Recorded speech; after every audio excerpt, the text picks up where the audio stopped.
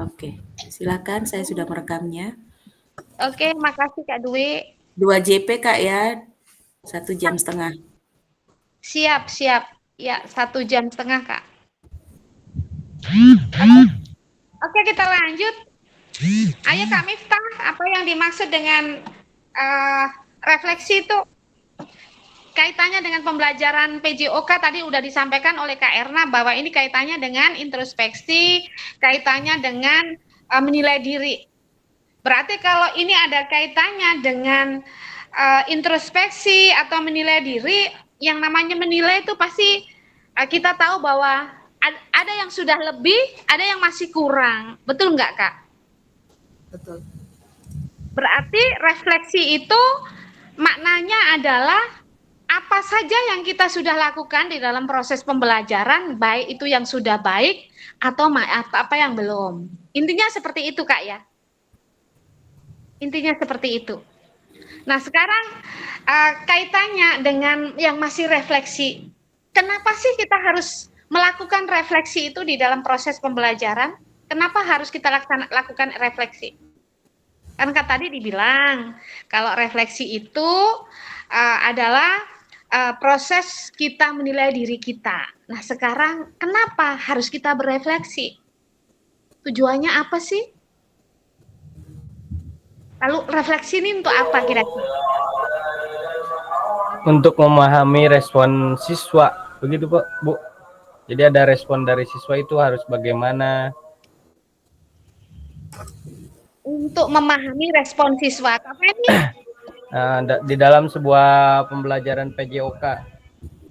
Ya. Untuk memahami respon siswa terhadap pembelajaran PJOK. Terus Kak Feni?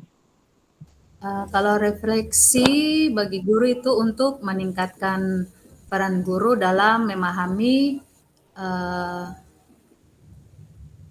cara belajar siswa. Cara belajar siswa. Kak Jackson, mengapa sih kita harus berefleksi dalam proses pembelajaran? Kalau sesuai dengan pengalaman saya ya di sekolah, di SMA 3, kan Ya. refleksi itu kan ada dua, ada refleksi untuk siswa, ada juga refleksi untuk guru.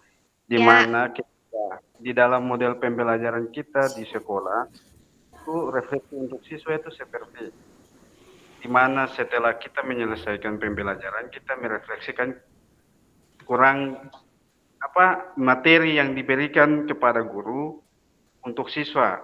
Terus ada timbal balik dari siswa merefleksikan kembali kurangnya atau kurang apa saja ya dari kita yang kita berikan kepada guru. Misalnya materi yang kita sampaikan kepada siswa itu kurangnya di mana? Itu siswa merefleksikan kembali kepada guru maupun guru merefleksikan lagi kepada siswa di dalam model pembelajaran yang kita berikan kepada siswa itu sendiri.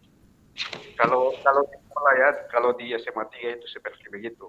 Dan di SMA 3 itu setiap minggu itu ada refleksi antara guru dengan guru. Misalnya setiap hari Jumat di SMA 3 itu ada refleksi di mana setiap guru merefleksikan kembali materi yang diberikan kepada siswa.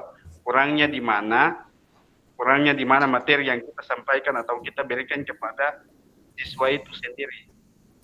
Itu dari saya. Sesuai dengan pengalaman yang ada dalam ini di sekolah ini ya, di SMA 3. Itu mungkin dari saya. Oke, luar biasa. Kak Erna? Silakan Kak Erna.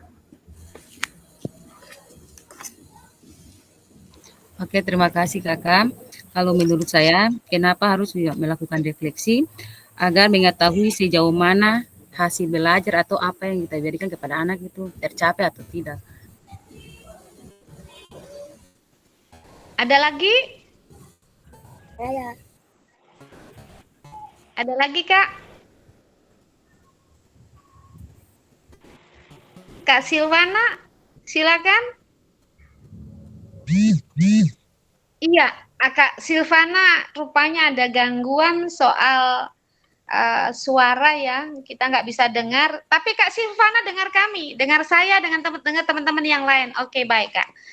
Baik, dari beberapa paparan yang tadi telah disampaikan oleh Kak Feni, Kak Miftah, Kak Jackson, bahwa refleksi itu ternyata adalah proses yang tadi ada masih kaitannya dengan bagaimana guru menilai dirinya, kemudian setelah siswa juga demikian, lalu ada progresnya apa, umpan balik yang tadi seperti dikatakan oleh Kak Jackson ya.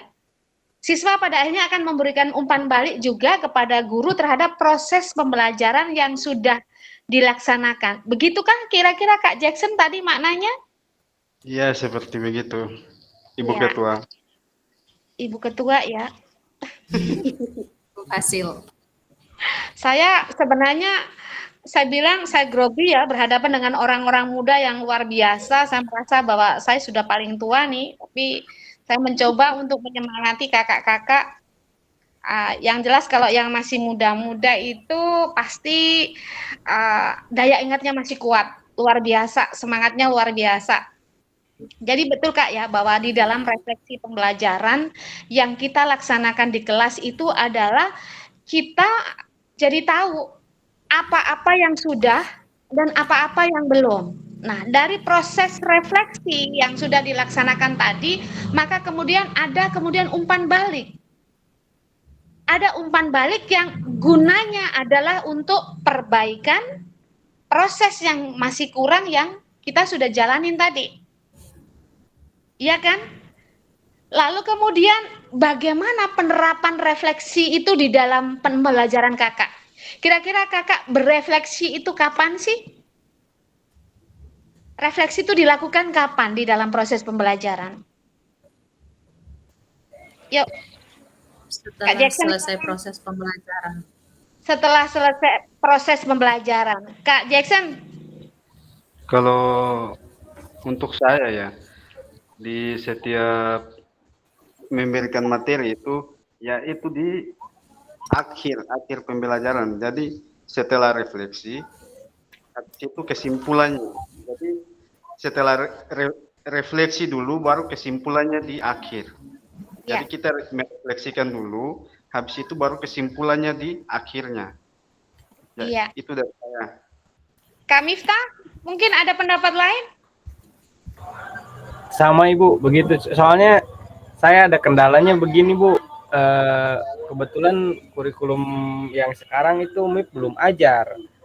Oh iya. Maksudnya pengetahuannya sudah tahu sedikit-sedikit, cuman belum pernah mengajar di kurikulum yang sekarang karena MIP pengajarnya masih di kurikulum 2013. MIP masih belum paham ini, makanya banyak melongo. Mohon maaf ini. Iya. Iya, nggak apa-apa. KR, kira-kira refleksi itu kapan dilaksanakan di dalam proses pembelajaran KR? Ya sama yang sudah di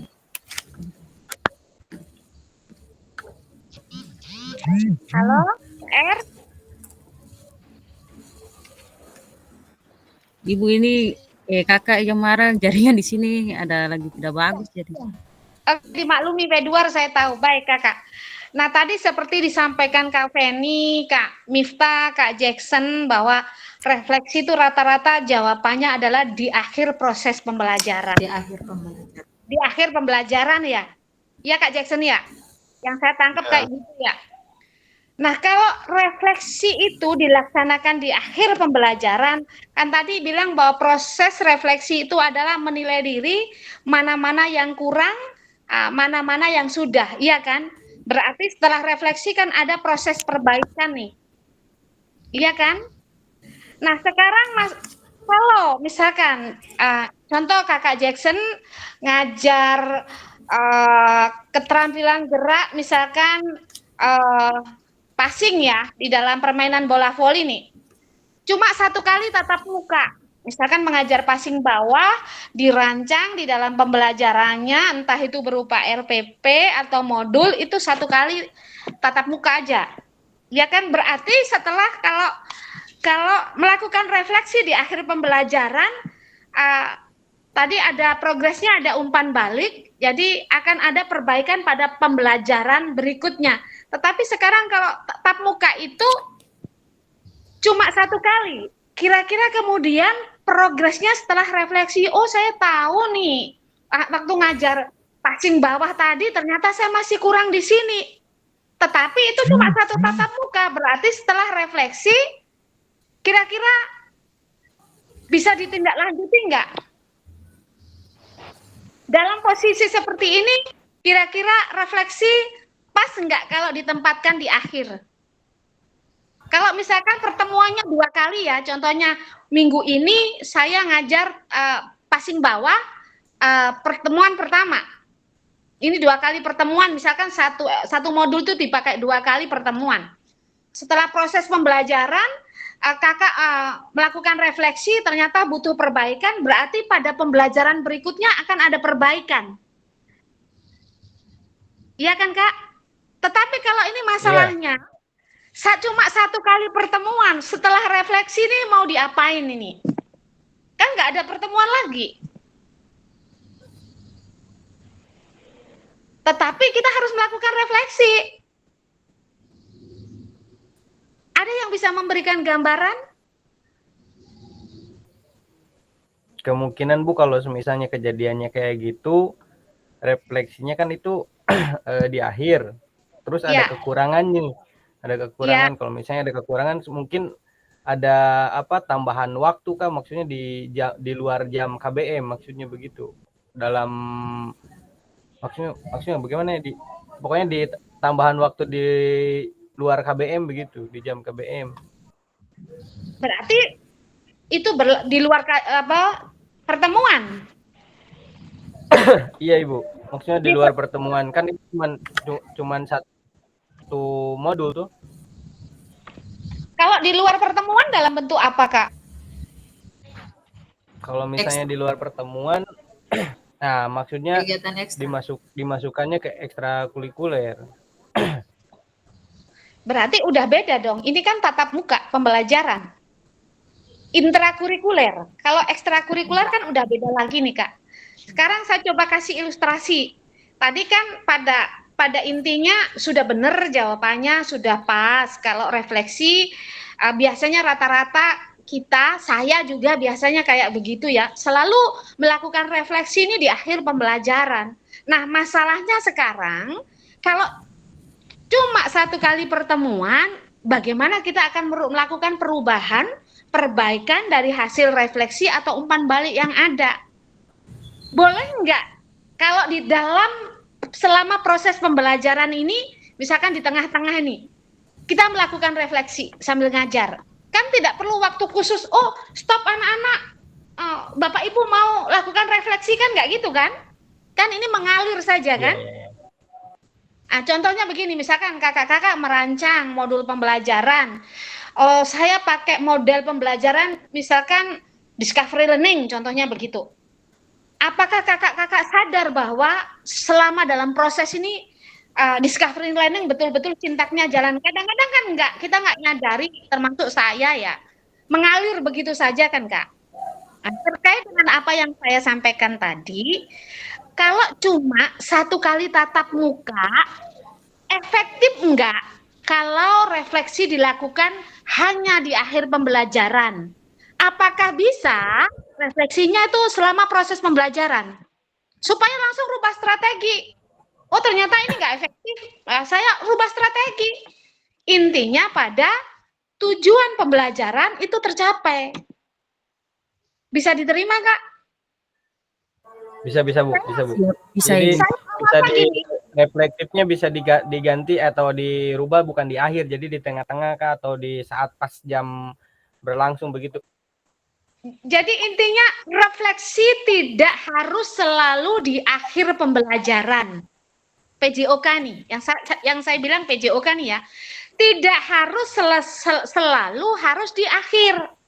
Bisa juga di dalam proses itu, mungkin di tengah. Ini kondisinya ketika kita mengajar hanya 1 kali pertemuan. Kan berarti nggak ada pertemuan berikutnya untuk menindaklanjuti hasil refleksi yang berupa umpan balik tadi, ya kan? bisa dimengerti, bisa maksud ditangkap Kakak penjelasan saya. Ini yang Bisa, termasuk Bu. bagian Paham. daripada ya, ini bagian termasuk daripada paradigma pembelajaran PJOK. Kita punya pola-pola pikir bagaimana tidak selalu dia statis begitu loh. Kalau misalkan refleksi itu dilakukan di akhir pembelajaran, itu dia akan efektif ketika mungkin pembelajarannya selama 2 kali pertemuan. Oh iya, pertemuan kemarin saya masih ada yang kurang. Berarti akan saya perbaiki di pertemuan berikutnya. Tetapi kalau itu cuma 1 kali pertemuan, berarti setelah refleksi ada umpan balik, katong mau tindak lanjutinya di mana? Kalau tadi disampaikan Kak Feni bisa lalui ekstrakurikuler, padahal ini pembelajaran adalah intrakurikuler, nggak bisa ditindaklanjutinya lewat ekstrakurikuler. Ekstrakurikuler itu adalah pilihan minat dan bakat anak-anak, pengembangan diri. Sedangkan pembelajaran kita di kelas adalah intrakurikuler. Bisa Kak ya? Bisa diterima nggak Kak? Bisa diterima Kak? Bu. Bisa, Ya, ya. Kak, bisa. Paham. Oke. Paham. Ya, berikutnya kalau sudah bisa diterima, kita akan lanjut. Saya nggak bisa buka laptop, buka di LMS. Saya menggunakan remote ya Kakak, rencana moderasi ya. Yang ini juga sama isinya dengan LMS, cuma udah di print out. Coba kakak-kakak lanjut kepada yang berikutnya Kak. Lanjut pada elaborasi isi. Kakak lihat di LMS masing-masing. Elaborasi isi.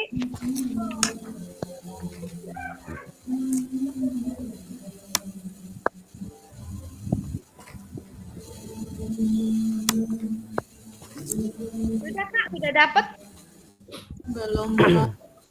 Belum dapat? Sudah, Bu. Jackson sudah?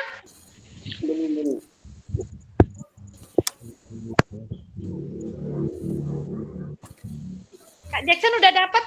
Apa yang didapatkan Kakak dari elaborasi isi? Belum.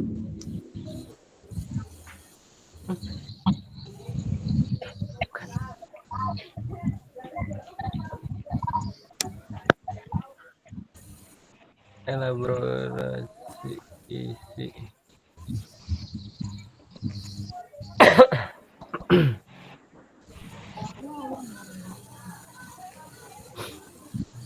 Jaringan. Iya, pelan-pelan kalau kendalanya jaringan. Sabar Kak ya. Setelah kita mengetahui keyakinan kita berdasarkan saat ini sebagai beberapa jawaban dan lagi dalam salah satu cara untuk membantu diri kita membuatkan usaha balik dan lalu hanya melakukan refleksi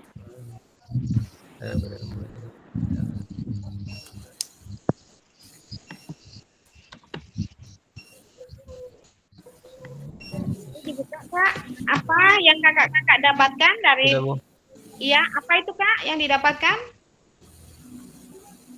salah satu cara untuk membantu diri kita kembali terus mengingat dan berusaha mengembalikan PJOK pada esensinya. Kita perlu banyak melakukan refleksi, masuk lagi ke refleksi terhadap kegiatan pembelajaran yang kita lakukan.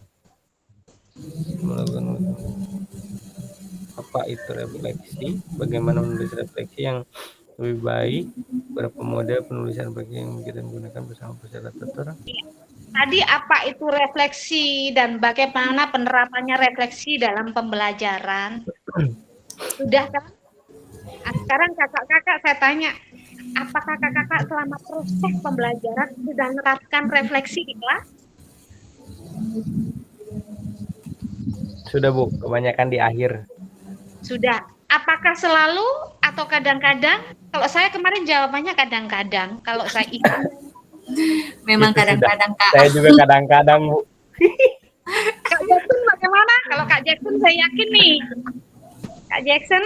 Kalau Jackson biasanya terus refleksi terus. Kak Jackson bagaimana? Apakah selalu Ya kalau saya tuh waktu di kelas aja, untuk di lapangan itu ya kadang-kadang. Kalau di lapangan kadang-kadang ya. Kesulitannya apa kalau di lapangan Kak melakukan refleksi? Karena kalau di lapangan itu kesulitannya itu dalam siswa. Biasanya akhir pembelajaran itu siswa banyak udah lari keluar dari lapangan ketika praktek. Gitu Kak ya.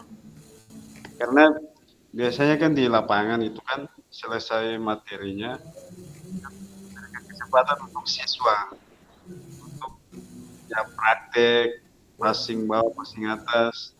Setelah itu kan langsung ke game. Jadi kesulitannya dalam mengatur siswa aja itu. Kesulitannya dalam mengatur siswa. Ya, Kalau kesulitannya dalam mengatur siswa, berarti kendalanya di pengelolaan kelas ya Kak? iya. Apakah Sama jumlah siswanya mungkin terlalu banyak? Kalau di SMA 3 itu misalnya satu hari misalnya jadwal untuk KBM-nya itu misalnya kalau hari Senin itu kelas 10 itu biasanya itu ada 2 kelas. Terus kelas 11 itu biasanya ada 2 kelas lagi. Terus kalau kelas 12 itu kan kita pisahkan. Nantinya Iya. kalau kelas 10 11 kita gabungkan jadi satu. Digabungkan Jadi, dua kelas digabung jadi satu. iya. Efektif nggak Kak itu kira-kira? Kalau di sini ya biasanya kan sistem KBM-nya itu kan langsung di lapangan. Ya, Jarang baru di kelas. Jadi sistemnya langsung ke lapangan aja. Jadi mengajarnya pun di lapangan, prakteknya pun di lapangan. iya. Lalu Kak Feni, saya mau tanya di Kak Feni, ini kalau Kak Jackson, Kak Miftah, Kak Erna di jenjang SMA ya. Kalau Kak Silvana di jenjang apa? Kak Silvana? SD sama, SD. Oh, SD. Kalau di jenjang SD bagaimana? Kalau di jenjang SD sama tiap hari, karena kita sekolah 5 hari, berarti ada 1 hari yang 2 kelas digabungkan. 2 kelas digabungkan ya Kak ya? Iya, kalau di sekolah saya, karena sekolahnya hanya 5 hari. Sekolahnya 5 hari. Iya. Pengalaman Kak Feni selama ini, bagaimana mengajarkan PJOK di jenjang SD itu bagaimana? Yang Menyenangkan. Kak Feni rasakan. Kalau mengajar PJOK di SD mungkin beda ya sama di SMA, karena di SD itu kita lebih ke permainan. Karena anak-anak, apalagi untuk kelas bawah, kelas 1, 2, 3, lebih ke permainan. Jadi kita harus berusaha untuk menciptakan suasana yang menyenangkan bagi mereka. Suasana yang menyenangkan. Menciptakan suasana yang menyenangkan. Ya, maksudnya tidak terlalu fokus. Contoh kayak macam kita contoh misalnya ada materi tentang atletik, berarti kita menciptakan permainan yang bertujuan untuk atletik itu. Misalnya kayak jalan, berarti kita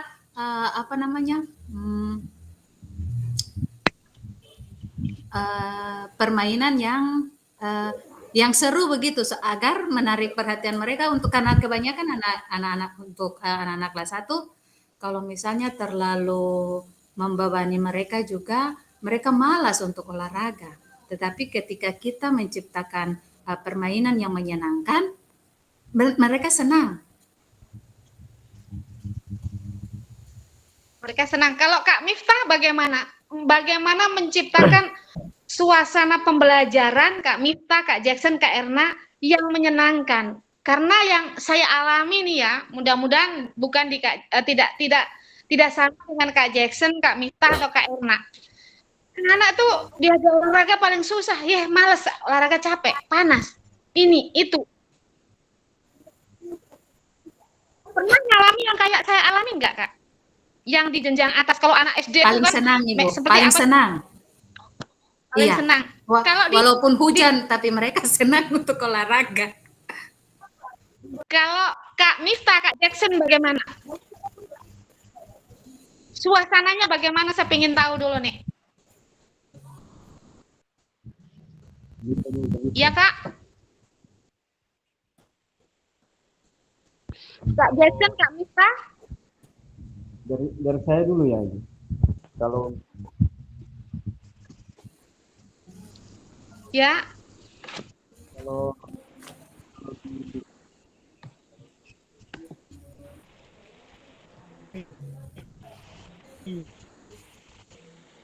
Kak Jackson, nggak dengar suaranya, Kak.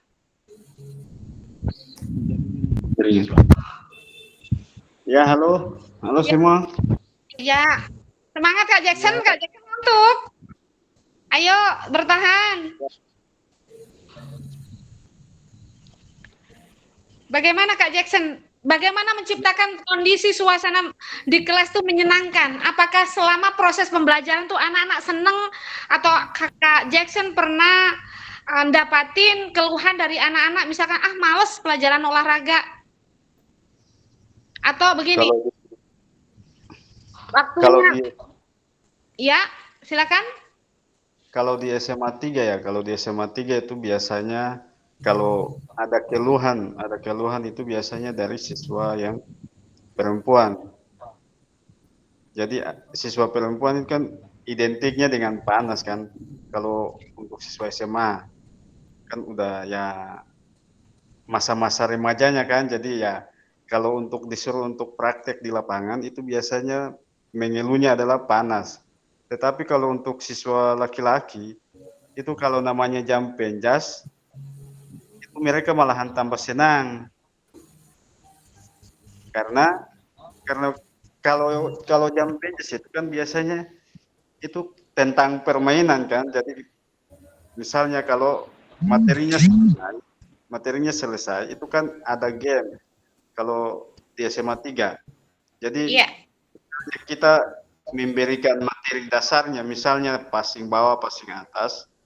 Setelah itu kan selesai. Mereka mempraktikkan. Setelah itu langsung masuk ke game. Jadi siswa itu tidak hanya mempraktikkan saja, tetapi langsung memberikan game, dan dari situ mereka tahu bahwa oh permainan bola volinya begini, permainan sepak bolanya begini, cara menendang bolanya begini, passingnya begini.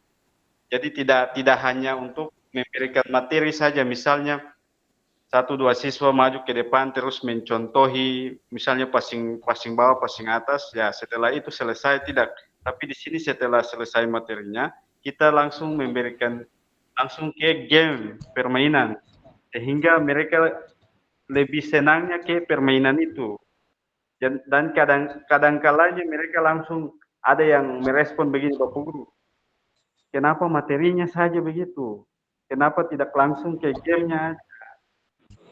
Jadi di sini kalau Maunya langsung ke permainan, gamenya. ya, kalau di SMA 3 itu lebih senangnya mereka permainan. Jadi biasanya ada yang bilang begini, Bapak Guru passing bawah, passing atas itu kan kita sudah tahu. Terus kita memberikan respon lagi kepada mereka. Memang untuk passing bawah, passing atas itu kan memang udah tahu. Tapi cara untuk perkenaan bola sama tangan itu kan biasanya kan banyak yang keliru. Perkenaan bolanya itu kan banyak keliru. Terus cara untuk passing bawah itu kan banyak yang keliru. Biasanya ada yang asal-asalan, ada yang passing tangan itu kan lengan tidak rapat, ada yang lengannya seperti begitu. Jadi perkenaan bolanya itu kan tidak pas, tidak sesuai. Jadi setelah selesai untuk praktik, kita memberikan praktik misalnya passing bawah, passing atas selesai sesuai dengan kecepatan mereka masing-masing. Setelah itu baru mereka lanjut ke permainan. Jadi tidak hanya siswa itu hanya praktik ini caranya passing bawah, passing atas, tetapi langsung ke game supaya mereka juga kan tahu oh cara mainnya begini, untuk melawan antara teman dengan temannya, itu kan mereka sudah tahu. Kan kebanyakan kan kalau siswa itu untuk yang perempuannya, ketika bola mengenai tangan, mereka bilang, tapi setelah mereka terbiasa dengan latihan passing bawah, passing atas, itu rasa ingin tahunya dari mereka itu kan ke game itu. Jadi setelah praktik passing bawah, passing atas, langsung ke game supaya apa rasa ingin tahunya mereka ke permainan itu lebih banyak. Iya ya seperti begitu karena kan di sini kan kita langsung ke lapangan terus. Ya. Oke, sudah Kak? Iya seperti begitu. Ya, Kak Miftah, saya ingin dengar dari Kak Miftah nih. Iya Bu, kalau saya tergantung siswanya sih, tergantung siswanya. Jadi ada di dalam satu kelas itu kan ada yang sedikit, yang jumlah siswanya ada yang 27 sampai ada yang 34. Kalau ada yang 34 itu ya cukup kewalahan juga sih Bu, apalagi di matahari kayak gini jam 12, jam-jam terakhir ini paling parah. Kendalanya itu paling yaitu kendalanya dari panas atau materinya sama yang kayak Pak Jack itu, Pak Guru kenapa ulang-ulang terus kayak passing bawah kayak gitu, ulang-ulang terus begitu. Jadi pengennya kayak game tapi kebanyakan itu dari siswa perempuan yang kurang kurang masuk di lapangan. Nah tapi kalau misalnya untuk di kelas itu biasanya saya misalnya kan masih kurikulum 13 dipakainya 3 jam, dipakai 1 jam atau 1,5 jam itu di luar di kelas untuk ngasih materi. Nah pas di luar lapangan, kebetulan pas prakteknya, kendalanya itu biasanya dari sana, dari panasnya, dari cuaca atau dari siswa perempuan. Apalagi siswa laki-laki yang suka bilang sudah Pak main game saja, itu yang teknik dasar itu sudah anggap bisa begitu. Tapi ya kenyataan pas di langsung game pernah saya kasih langsung game itu tidak ada kayak contohnya lah main volley, saya kasih langsung game pasang net langsung game dia ya begitulah Bu, sama passingnya itu tidak pas dengan tangan, tidak di tengah-tengah begitu, malah main-main saja. Nah, kalau begitu pada saat proses pembelajaran nih, tadi Kak Jackson dengan Kak Miftah ada yang sempat saya simak nih, ada satu bagian yang hampir sama yaitu terkait antusias siswa perempuan bahwa ketika sudah turun ke lapangan panas, mereka kurang aktif lagi. Seperti itu Kak ya? Ya. Lalu kemudian kalau mereka tidak aktif, mereka ngapain? Apakah kalau mereka untuk di kelas atau mereka aktivitas sendiri atau bagaimana Kak mereka? Kalau untuk siswa yang di saya itu tetap aja di lapangan.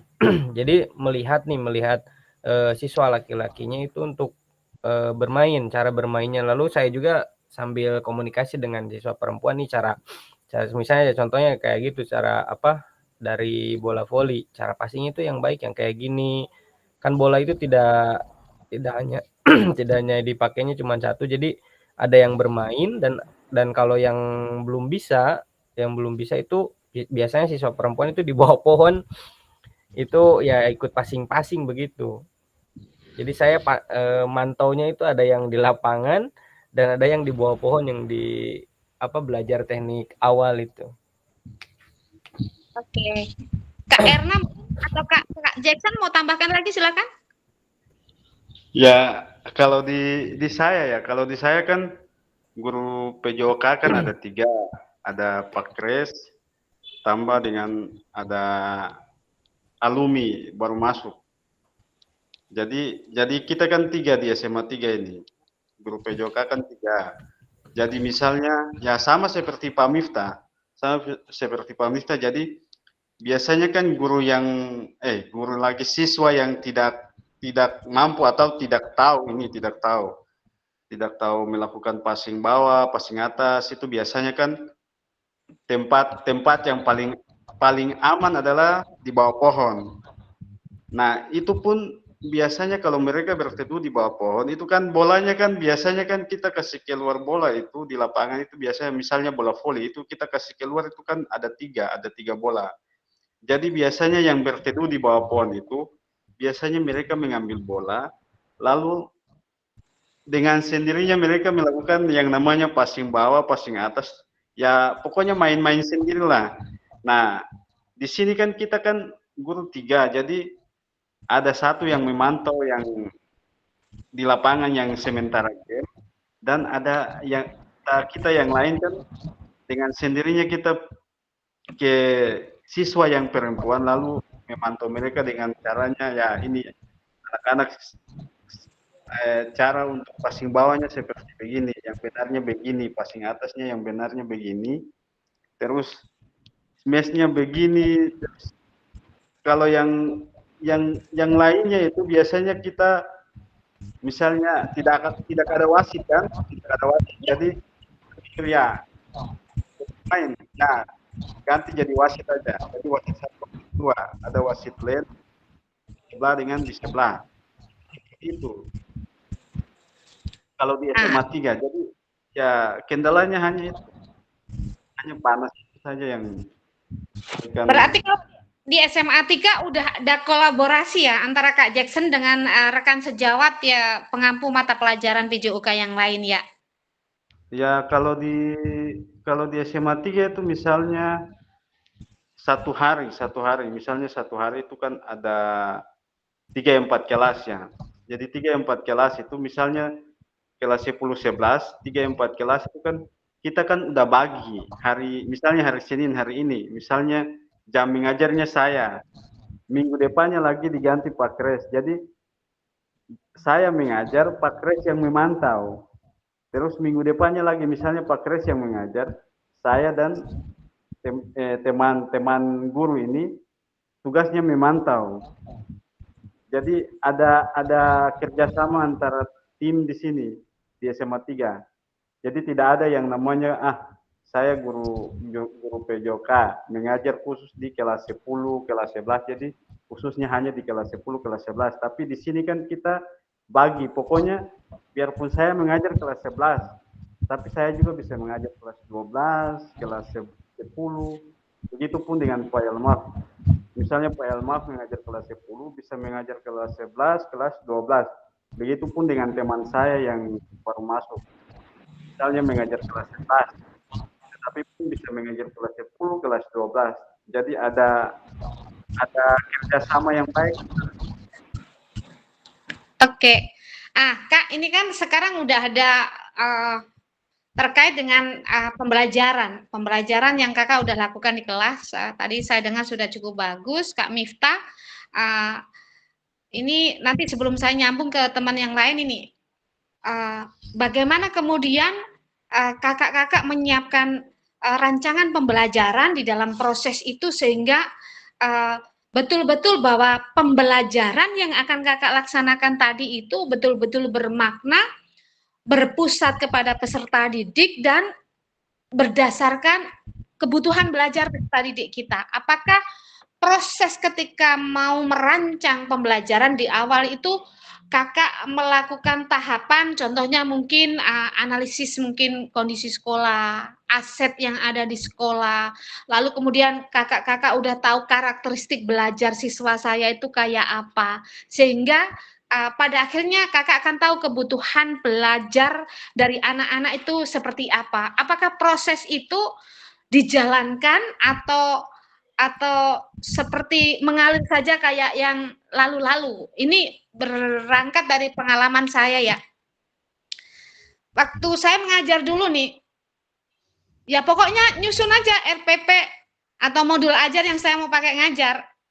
Terkadang lepas, terlupakan bahwa saya tidak mempertimbangkan aset apa yang saya bisa manfaatkan untuk pembelajaran di kelas saya. Kan nggak selama kalau yang sekarang ini kan dengan SK Beskap 032 capaian adanya revisi capaian pembelajaran, kakak-kakak tentunya udah pahami ya, khususnya yang untuk sekolah penggerak sudah jalankan kurikulum merdeka. Apakah sudah kebutuhan belajar peserta didik itu kakak-kakak melalui proses tahapan yang tadi diantaranya saya udah sebutin nih, udah melakukan analisis sumber daya yang ada di sekolah ini apa-apa saja, kebutuhan belajar, minat anak-anak, karakteristik peserta didik, apakah proses itu kakak-kakak juga laksanakan sebelum merancang pembelajaran, maksud saya. Kan kurikulum merdeka ini kita harus kebutuhan belajar peserta didik ini lebih utama, lalu pembelajaran ini adalah yang berpihak kepada peserta didik, berpusat centered learning student learning center ya, pembelajaran yang berpusat pada peserta didik. Apakah proses menuju ke sana ini kakak-kakak sudah melalui tahap-tahapannya? Mungkin kakak Erna Wedwar SMA 8, apakah tahapan dalam merancang pembelajaran itu semua langkah-langkah itu kakak udah lalui nih? Karena tujuannya adalah kita akan menyiapkan pembelajaran di kelas kita yang berpusat pada peserta didik dan pembelajaran yang bermakna. Apalagi dengan kurikulum merdeka ini mengisyaratkan bahwa kita menyiapkan pembelajaran berdiferensiasi. Nah, diferensiasi ini nantinya akan kita bahas lagi bahwa ada 3 hal pokok kalau dalam pembelajaran diferensiasi yang nantinya akan di pertemuan berikutnya nanti akan kita bahas, yaitu terkait konten, proses, dan produknya. Itu nanti tapi pada pertemuan yang berikutnya kakak ya, belum sekarang. Yang saya hanya ingin ketahui dari kakak-kakak baik yang di jenjang SD, SMP maupun SMA dalam proses merancang pembelajaran di kelas itu tahapan yang tadi saya sampaikan tuh udah kakak lalui? Kak Jackson, sudah dilalui kak?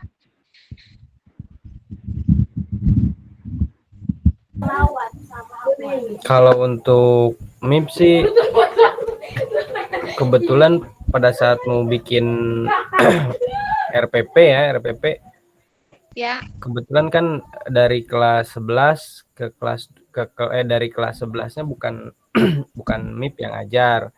Nah, MIP paling tanya ke guru yang sudahnya saja, yang guru kelas 11-nya. Ini kekurangannya di mana sama kelanjutannya bagaimana. Meskipun MIP juga belum masuk yang kelas sekarang juga, yang kelas 12 sekarang belum masuk di kurikulum merdeka, masih kurikulum 2013. Kami coba tanya saja ke yang guru kelas 11-nya, kekurangan dari kelas ini ke kelas ini apa. Jadi MIP tidak melanjutkan materi awalnya, itu materi dasarnya itu tidak terlalu lama, apalagi kelas 3 itu tidak ada yang MIP ajar sekarang, tidak ada di materi dasar, langsung ke game sama ya peraturan pertandingan yang kayak gitu. Kak Erna, silakan Kak Erna. Halo Kak Erna. Ibu halo. Mohon maaf, MIP izin sambil minum ya. Oh boleh, silakan. Kak Erna, Kak Dewi, selamat malam. Kak Dewi baru bergabung. Kak Feni, mungkin ada yang mau disampaikan, silakan terkait apa yang saya sampaikan tadi. Apakah udah dalam merancang pembelajaran tuh melalui proses tahapan kayak tadi, analisis aset yang ada di sekolah, sumber daya apa, lalu melakukan asesmen awal, lalu kemudian tahu karakteristik peserta didiknya. Terus baru kemudian tahap selanjutnya kakak melakukan membuat perencanaan pembelajaran, baik itu berupa modul ataupun RPP. Apakah tahap-tahap itu Kak Feni juga udah lakukan atau belum? Kalau kemarin saya jawab saya belum, jujur aja tidak semuanya saya lakukan. Tiba-tiba aja pokoknya saya nyusun RPP dengan modul. Saya kemarin jujur saja di event kemarin saya itu semacam saya merasa bahwa itu adalah bentuk pengakuan dosa. Karena setelah pelajari, oh ternyata saya harus gini. Ternyata saya belum banyak melakukan hal-hal ini. Silakan Kak Feni, mudah-mudahan pengalamannya nggak sama dengan saya ya.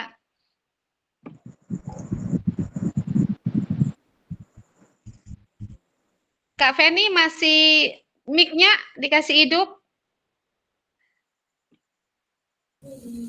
Iya, selama ini memang tahap-tahap itu belum terlalu dipahami, Bu.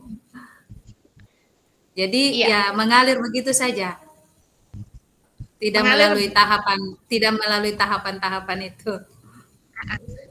Tidak melalui tahapan mengalir, berarti pengalaman saya nggak beda jauh dengan Kak Feni. Saya mengaku dosa. Iya, Ibu. Saya mengaku dosa. Iya, betul. Kak Erna, silakan. Ada seperti ngalami saya kayak dengan Kak Feni nggak? Kalau saya kemarin pengakuan dosa terlalu banyak. Kak Erna. Oke, Kakak. Silakan Kak Er. Mic-nya dulu Ya, Kak. kalau di SMA 8 seperti tidak beda jauh dari Kakak Feni.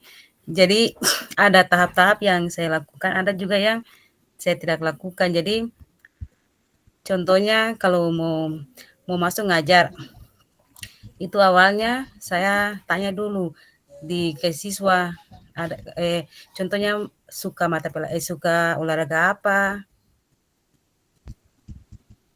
Tapi ditanyakan ya ke siswa, sukanya belajar apa? Sukanya olahraga apa, sukanya olahraga apa. Dari situ saya mulai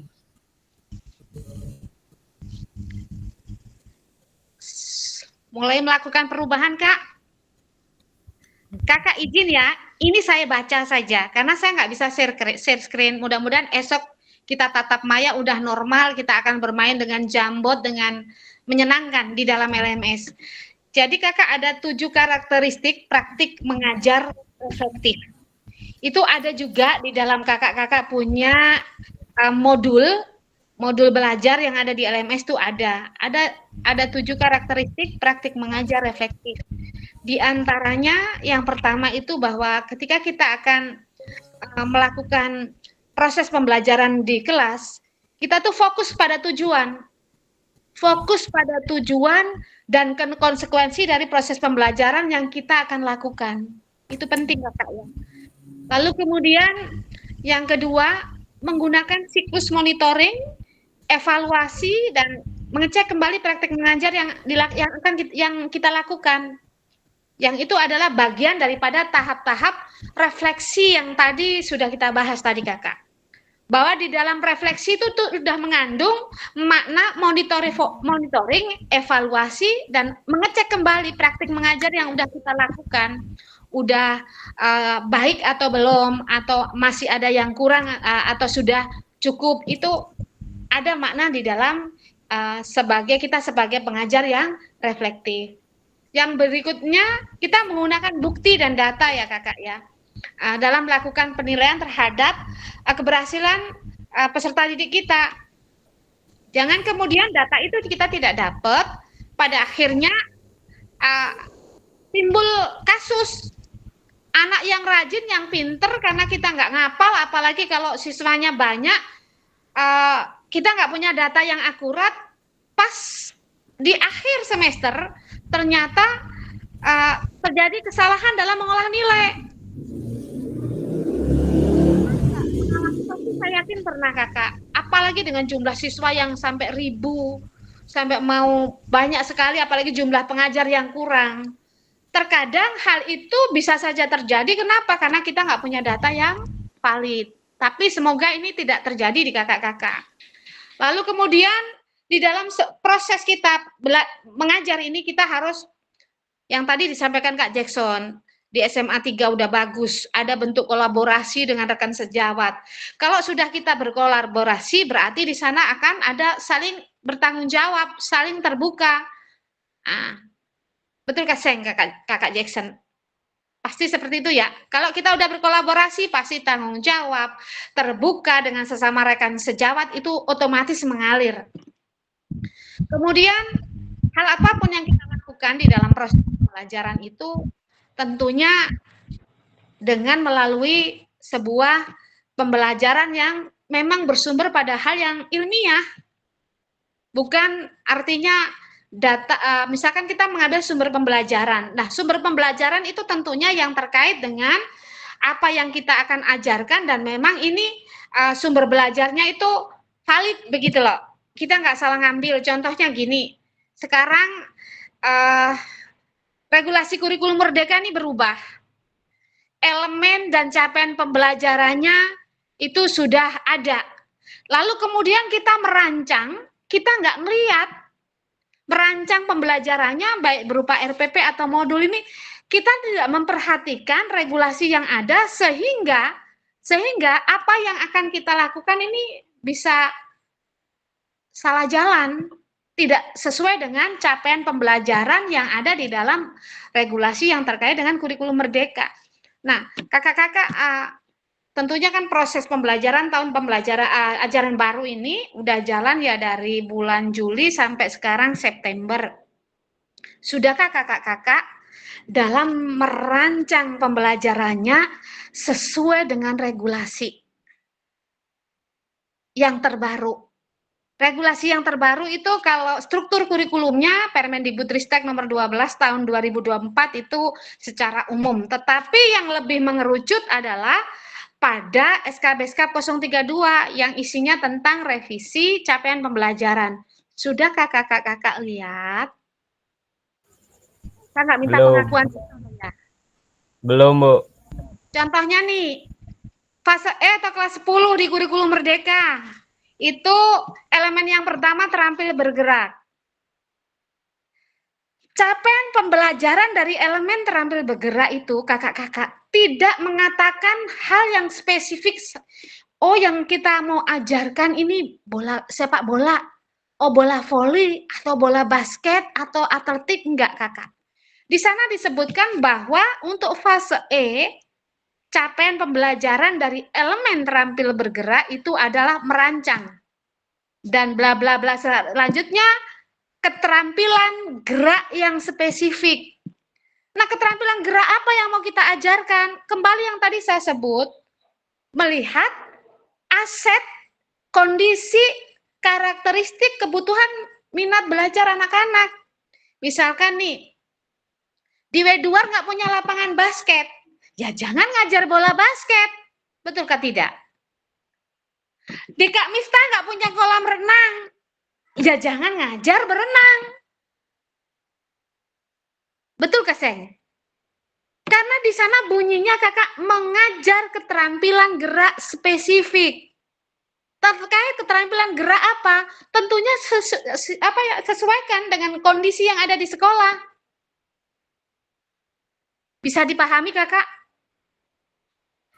Jangan kemudian nanti kurikulum merdeka rasanya masih K13 dengan KIKD ya. Nanti ada di sini merancang pembelajaran nih.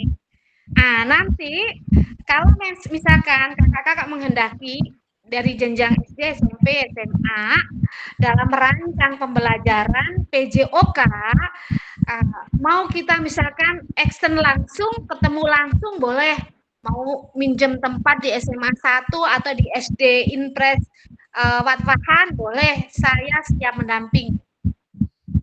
Intinya bahwa sekarang bagi sekolah yang udah jalanin kurikulum merdeka, ingat revisi perencanaan pembelajarannya harus disesuaikan dengan SKB-SK 032 tentang revisi capaian pembelajaran tuh dari jenjang TK sampai SMA, SMK, SLB luar biasa.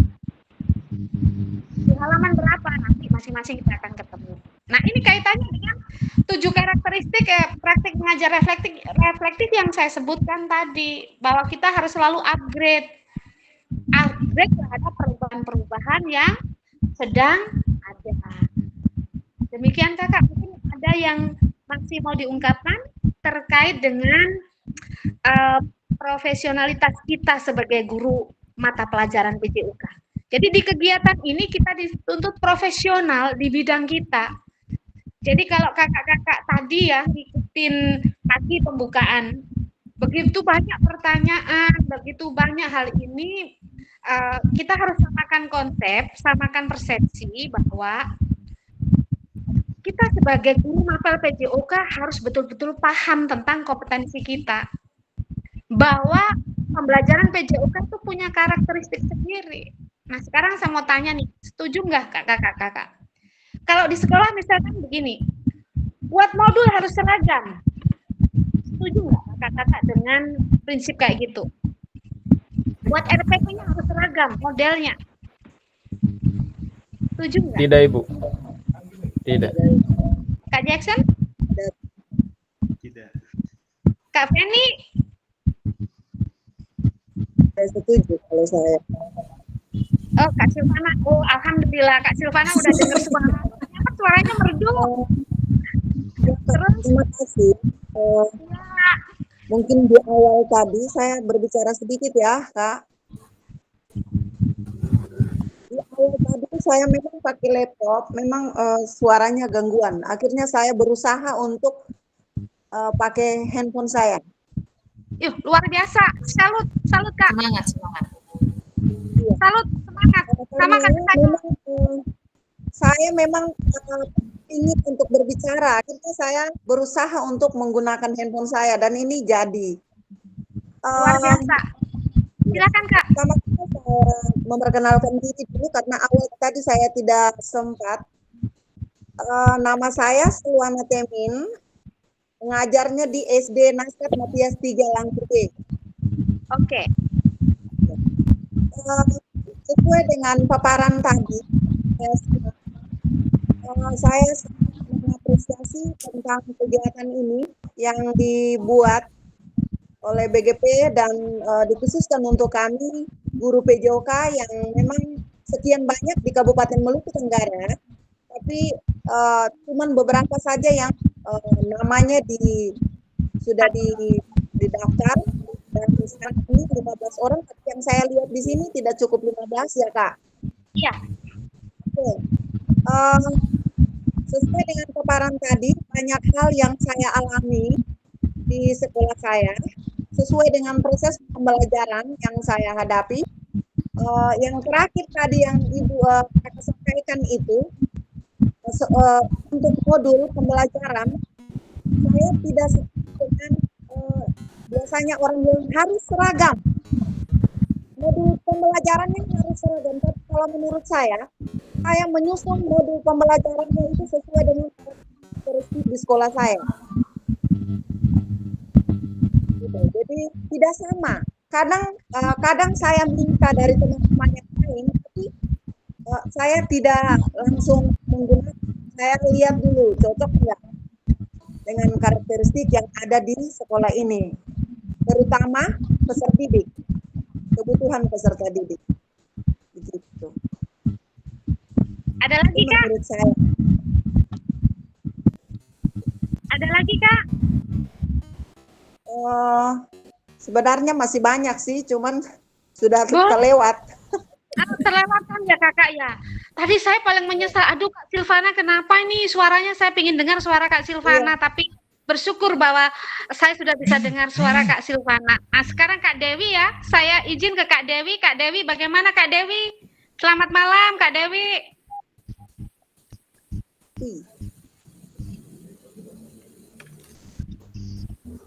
Ya Kak Dewi, selamat malam.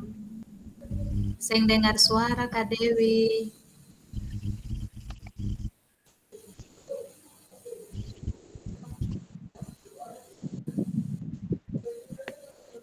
Kak Dewi nggak dengar suara ya. Jadi saya juga sepakat dengan teman-teman kakak-kakak yang tadi udah sampaikan ya, bahwa di dalam merancang pembelajaran di kelas kita, kitalah yang tahu kebutuhannya.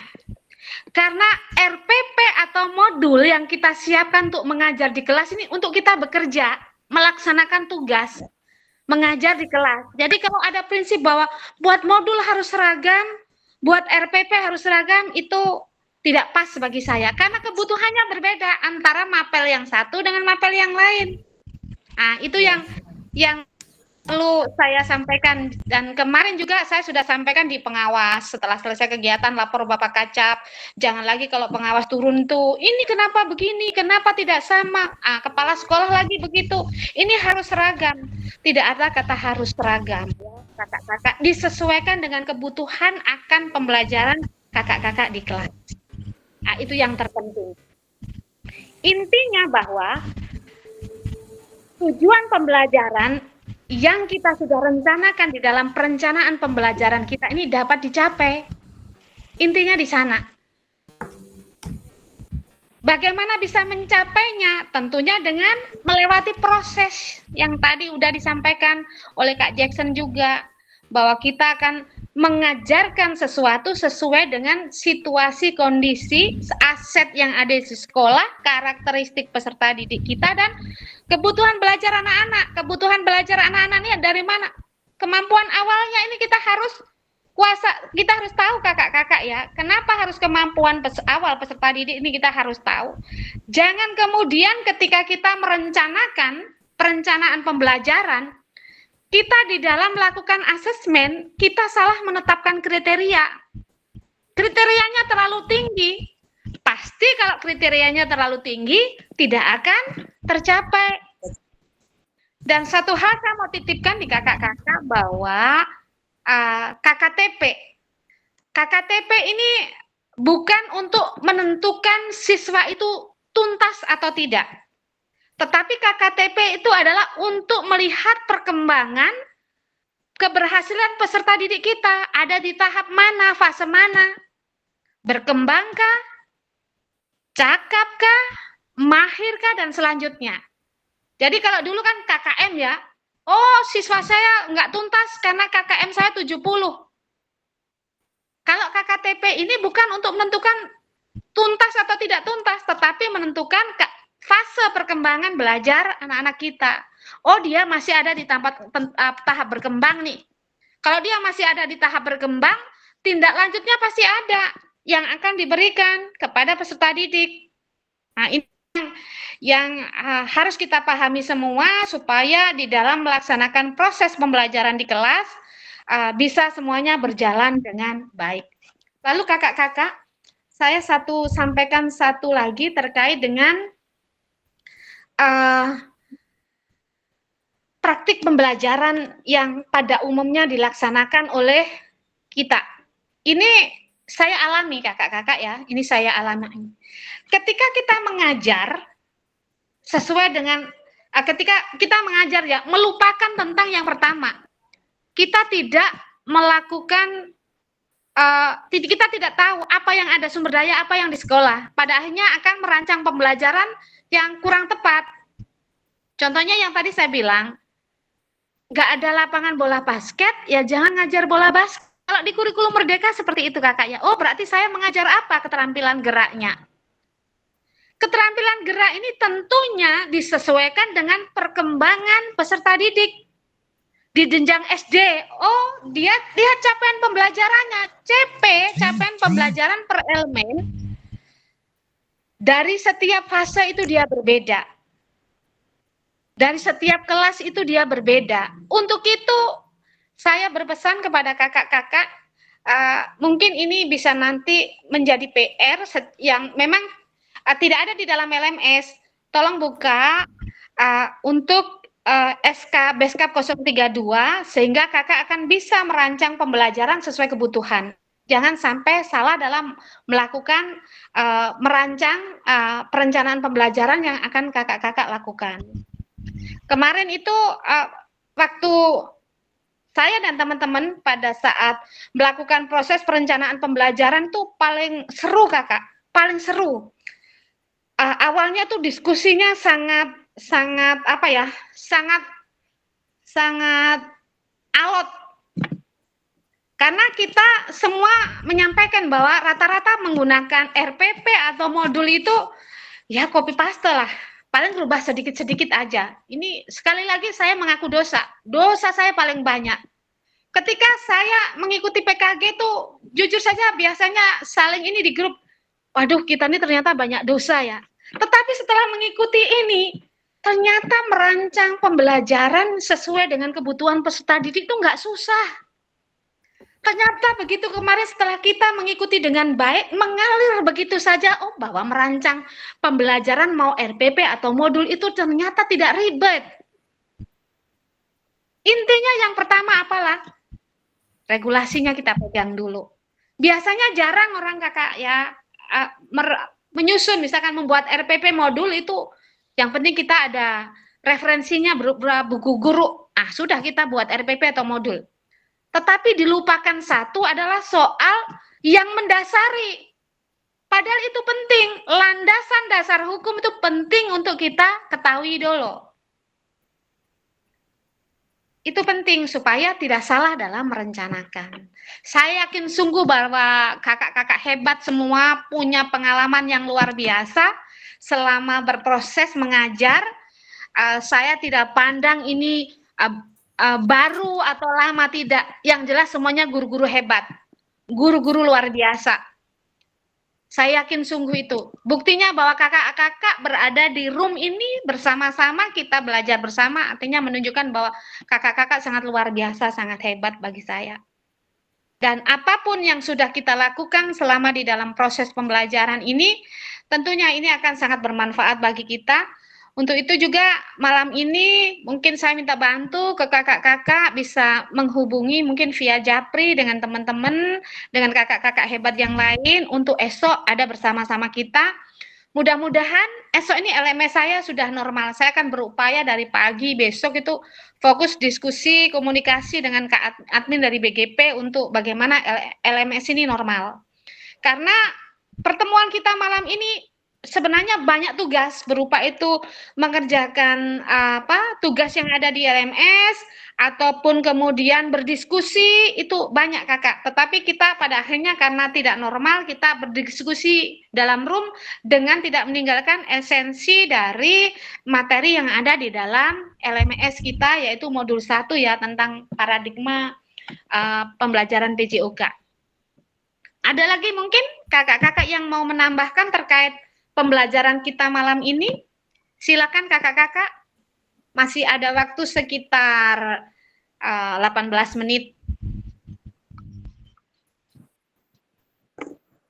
Silakan kakak-kakak.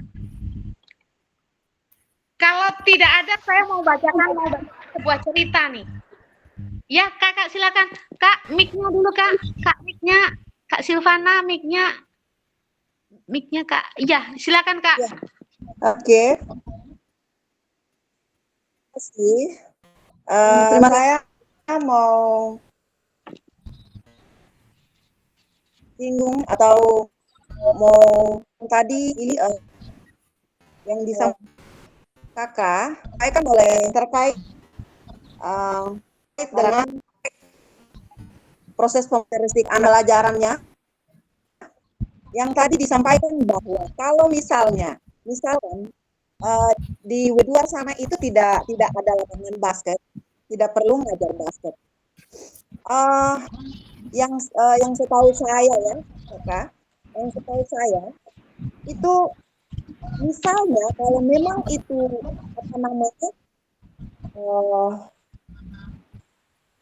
pembelajaran yang harus betul-betul harus siswa tahu tentang pembelajaran basket, misalnya itu menurut saya itu diberikan saja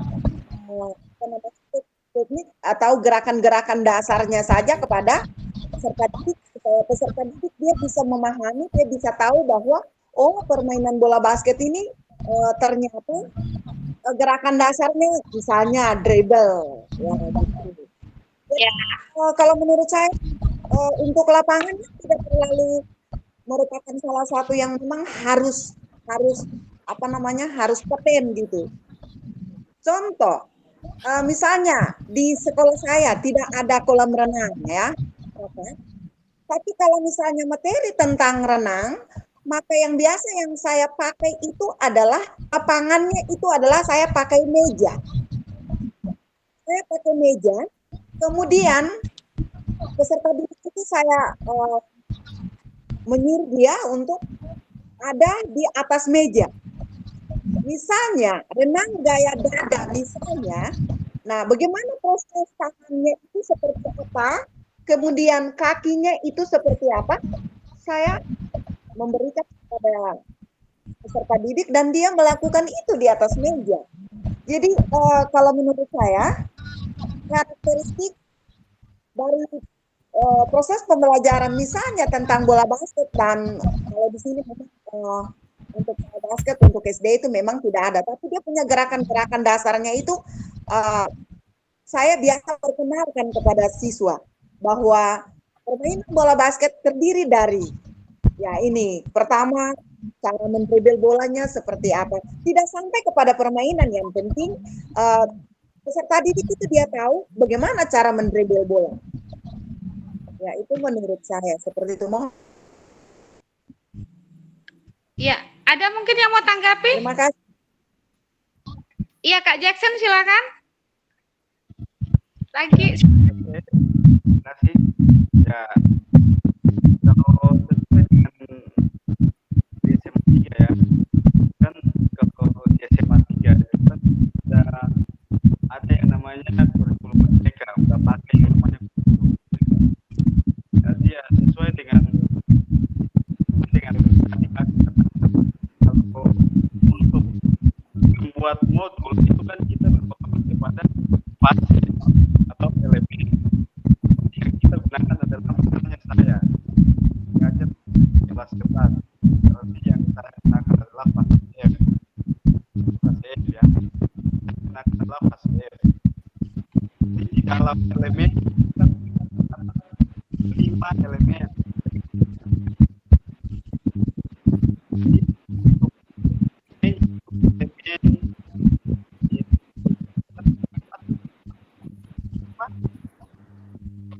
Kita masih kan elemennya kan sudah tercantum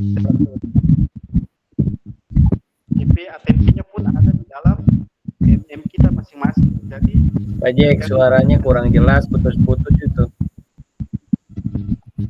Kak Jack, putus-putus Kak Jack. ya bagaimana Halo? Kak? Oke, mantap. Lanjut, Kak. Kalau untuk di SMA 3 ya, kalau di SMA 3 itu kan sudah menggunakan kurikulum merdeka. Jadi tidak lagi menggunakan yang namanya K13. Jadi untuk ya sesuai dengan yang tadi yang Kakak katakan kan, untuk kita membuat modul itu kan kita berfokus kepada kelas yang kita mau. Misalnya saya mengajar kelas. Ya, yang pastinya saya menggunakan yang namanya fase F. Jadi fase F di dalam ada yang namanya elemennya atau indikatornya untuk K13-nya. Jadi di dalam elemennya itu kan ada 5 elemen yang kita gunakan. Yang satunya tentang yang tadi Kakak sebutkan salah satunya itu. Nah, di dalam situ kan patokannya kepada sekolah kita masing-masing tentang sarana-sarana yang digunakan di dalam sekolah, kebutuhan sekolah yang kita berfokus kepada itu. Karena misalnya di SMA 3 ada lapangan basket, ada lapangan voli. Tetapi kalau di SMA 3 ada biar ada lapangan basket, ada ringnya, namanya saja ada lapangan basket. Nah, di sini kita buat modul untuk mengajar. Kita berfokus kepada lapangan, lapangan. Ada siswa yang namanya siswa yang buat kursus itu yang fokus kepada itu. Nah, di sini lapangan basket di SMA 3 kan. Jadi yang tadinya ada materi basket. Nah, materi basket itu kita ganti misalnya jalan, lari, lompat, lempar. Kita ganti ketika di basket kita ganti apa yang kita punya di sekolah ini. Kita nah, sekolah ini memiliki sarana-prasarana. Nah, kita ganti di situ. Dan kita mau kasih masuk materi renang. Kan tidak mungkin karena di dalam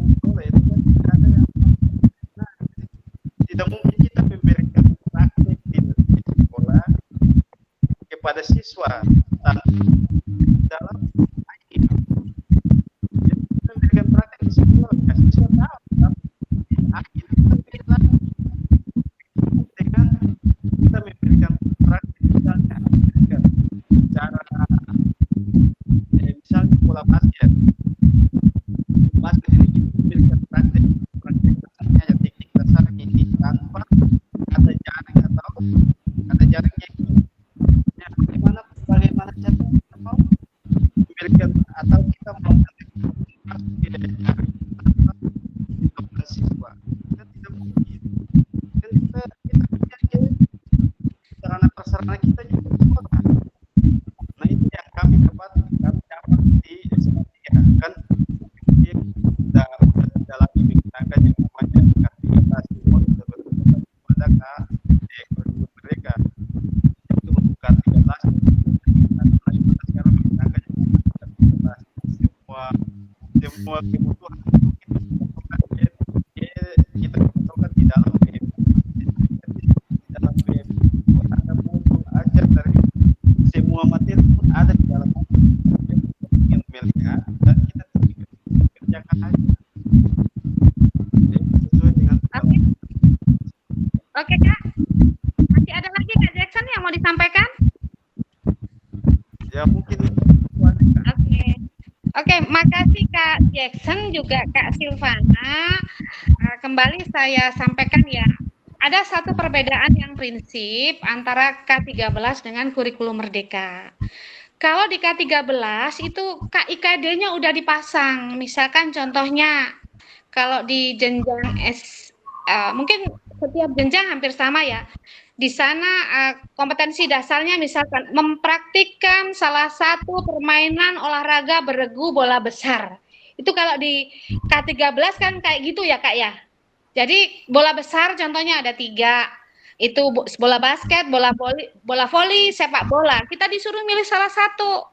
Milih salah satu ini akan pasti berkaitan dengan sarana prasarana yang ada di sekolah. Itu dulu.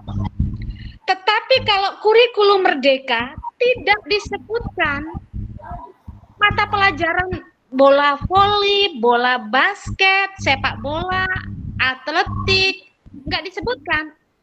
Yang ada di sana adalah capaian pembelajarannya, kalau yang kelas 10 contohnya, keterampilan gerak spesifik. Insya Allah sebentar saya cari halamannya, saya screenshot supaya teman-teman dari jenjang SD, SMP, SMA bisa ngelihat, oh saya mau merancang pembelajaran di SD nih. Nah, kurikulum merdeka di SD, di kelas ini elemennya ini, CP-nya ini. Jadi nggak bisa keluar dari sana kakak, karena CP ini udah ditetapkan oleh pemerintah. Nah dari CP ini nanti kita analisis untuk kita kemudian buat tujuan pembelajaran. Nah, dari tujuan pembelajaran yang sudah dirumuskan melalui kalimat yang ada di CP ini, akan kemudian akan kita urutkan mana yang kira-kira kita mau ajarkan duluan nih. Itu yang disebut ATP, bukan dari TP kemudian buat lagi TP kecil-kecil, bukan yang kayak gitu. Jadi untuk di kurikulum merdeka itu nggak disebutkan secara spesifik harus mengajar mata pelajaran apa kayak di kurikulum 2013. Itu yang pertama Kak. Seperti tadi disampaikan oleh Kak Silvana, misalkan tadi saya sebutkan ya, contohnya di SMA Negeri 8 Maluku Tenggara di Weduar sana, nggak memiliki lapangan bola basket. Jadi jangan merancang pembelajaran untuk bola basket, karena di sana yang diminta adalah merancang keterampilan gerak spesifik. Kira-kira dari kemudian kondisi lingkungan sekolah di Weduar, di sana itu dekat pantai. Oh, kalau begitu saya mau ngajar keterampilan gerak berlari. Atau mungkin karena dekat pantai di sekolah lapangan bola volinya itu kemudian banyak berbatu, saya mau arahkan ke bola voli pantai. Jadi dirancang boleh, karena yang diminta apa? Keterampilan gerak spesifik. Dia tidak mengatakan harus menuju cabur tertentu. Begitu ya kakak, beda dengan K13. Kalau K13 sebutkan sekali kompetensi dasar yang akan kita ajarkan. Nah, untuk itu kenapa tadi saya bilang ketika kita akan merancang pembelajaran di kelas kita, dasarnya landasannya yang berupa regulasi yang kita akan pakai ini betul-betul kita tahu. Supaya tidak salah di dalam merancang pembelajaran. Begitu kakak, kira-kira bisa diterima kak? Apa yang beta sampaikan? Atau masih kira-kira ada yang kurang pas Kak Silvana? Kak Silvana kenal dengan Pak John ya? Saya dapat nomornya dari Pak John Kolyaan. Saya kasih masuk di grup. Iya. Oke. Kenal. Kak Silvana bagaimana? Bisa diterima atau masih ada yang rasa kurang pas? Bisa diterima.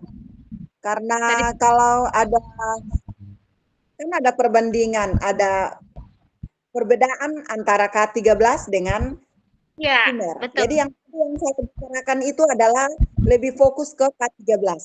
Ya, nah, kalau betul. memang bicara tentang yang baru disampaikan oleh kakak tadi, ya oke. Kami di sekolah kami ini memang Kumer baru jalan saja 1 semester ini, jadi memang kami belum terlalu memahami. Iya. Informasi ini penting kakak ya buat saya. Informasi ini penting buat saya karena ke depan akan ada materi dalam kita akan merancang pembelajaran itu ada. Jadi di tatap muka juga nanti itu akan ada proses-proses seperti itu. Jadi kemarin yang awalnya saya guru SMK, saya nggak bisa membuat perancangan pembelajaran untuk jenjang SD, SMP. Setelah ikut ini saya jadi ngerti dan bisa. Bahkan saya ngajar di SD juga SMP bisa. Jadi nggak ada kata saya spesialis hanya ngajar SMK, itu nggak ada. Karena di S1 kita itu kan bunyinya Sarjana Pendidikan Olahraga Kesehatan ya. Nggak ada lanjutannya Sarjana Pendidikan Olahraga Kesehatan SMK, kan nggak ada. Jadi saya pun bisa jadi guru SD. Dari mana saya bisa? Dari sini nih, dari PKG PJOK. Ternyata kita paling asik belajar banyak hal. Dan kita akan kolaborasi dan belajar sama-sama. Kak Erna sudah ngantuk ya? Kayaknya Kak Erna udah B2 terasa sunyi dan dingin ini. Oke kakak-kakak, malam ini kita akan akhiri pertemuan kita sampai di sini. Kita akan ketemu esok. Lalu saya mau mengingatkan untuk kakak-kakak, esok itu dilihat LMS-nya. Saya akan selalu mengingatkan di grup bahwa ada tugas ini yang harus diunggah. Batas unggah tugasnya di LMS tanggal berapa, itu jam berapa, nanti akan saya kasih ingat. Kalau ada kesulitan dalam mengerjakan tugas, mau japri, mau di grup, boleh. Boleh ya kakak ya. Jadi rata-rata tugasnya itu nanti diunggahnya dalam bentuk PDF. Boleh kakak-kakak dengan menggunakan Canva, baru nanti diunggah PDF. Boleh kakak-kakak ya. Bisa kakak-kakak diterima? Ya? Masukkan Kak. Iya. Bisa? Bisa, silakan Kak. Iya, masukkan saja. Kalau bisa, untuk nanti pertemuan Zoom berikutnya, saya mengusulkan untuk kalau bisa selesai jam sekolah, Kak. Bisa? Selesai jam sekolah. Iya, besok kita bahas di grup ya Kak ya. Boleh, selesai jam sekolah. Kira-kira jam berapa kakak-kakak? Jadi ini nanti kita sepakati, karena kalau yang di SMA setahu saya sampai 2:30 ya Kak. Kita sepakati ya, kita kalau bisa sepulang sekolah sehingga teman-teman juga bisa manfaatkan fasilitas yang ada di sekolah berupa mungkin internet atau lab komputer. Kita akan sepakati hari ini memang kondisinya nggak normal nih. Karena kita saja selesai tadi sampai jam 1, kita masih dengan fasilitator lagi, nanti ada kendala lagi di LMS. Kita insya Allah esok normal Kak ya. Insya Allah normal. Ya. Mudah-mudahan normal. Ada yang kira-kira masih mau ditanyakan, Kak? Terima kasih ya. Terima kasih untuk semangatnya, Kak. Kita akan jumpa lagi esok. Tetap semangat. Dan saya akhiri sampai di sini. Assalamualaikum warahmatullahi wabarakatuh. Dan selamat malam. Selamat istirahat. Selamat malam, Kak. Oke, selamat malam Ibu semuanya. Dan Pak Jackson, selamat malam. Awas sekolah ada yang ambil itu. Oke. Oke, izin Kak ya. Izin Kak ya, saya live duluan Kak ya. Oke. Siap Ibu, selamat malam, selamat istirahat semuanya. Saya juga izin. Izin pamit. Dadah. Izin pamit. Sudah Pak Jack, kasih mati sudah.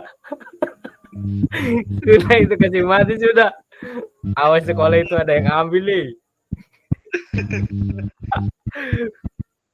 Oke, beta duluan ya. Oke. Oke, yuk.